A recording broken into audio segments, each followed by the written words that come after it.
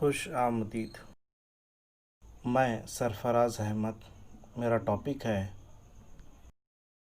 توانائی کے ذرائع۔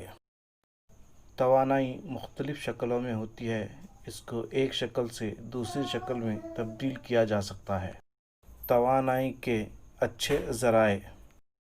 توانائی کے اچھے ذرائع کے خصوصیات۔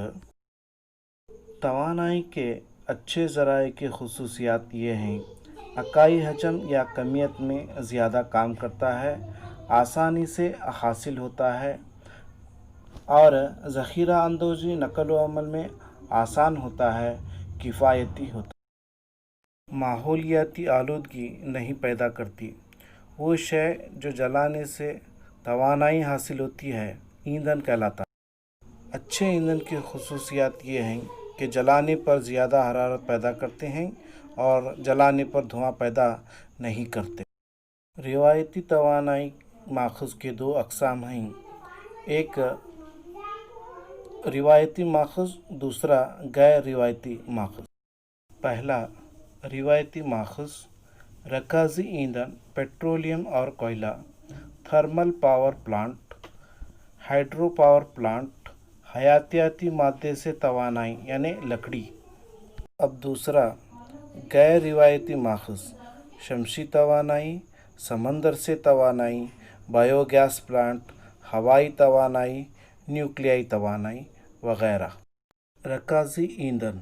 رکازی ایندھن ملینوں سال کے دوران بنتے ہیں جو ناقابل تجدید ہیں۔ ان کی مقدار محدود ہے۔ رکازی ایندھن کی مثالیں ہیں کوئلہ اور پیٹرولیم۔ رکازی ایندھن کاربن، نائٹروجن اور سلفر کے آکسائڈز خارج کرتے ہیں جو تیزابی بارش کی شکل میں برس کر جانداروں، نباتاتوں، پانی اور مٹی کو نقصان پہنچاتے ہیں۔ کاربن ڈائی آکسائڈ CO2 بڑی مقدار میں خارج کرتے ہیں جو ایک گرین ہاؤس گیس ہے۔ اس سے زمین کی درجہ حرارت میں اضافہ ہوتا ہے، احتراق کی صلاحیت کو بڑھا کر اور نقصان دہ گیسوں اور راکھ کے اخراج کو کم کر کے رکازی ایندھنوں سے ہونے والی آلودگی کو کچھ حد تک کم کر سکتے ہیں۔ Thermal power plant. Thermal power plant میں رکازی ایندھن کو جلا کر بھاپ پیدا کی جاتی ہے۔ اس بھاپ کے ذریعے ٹربائن گھما کر بجلی پیدا کی جا سکتی ہے۔ Hydro power plant. Dam. Hydro power plant پانی کی توانائی بلا قوت کو بجلی میں تبدیل کرتا ہے۔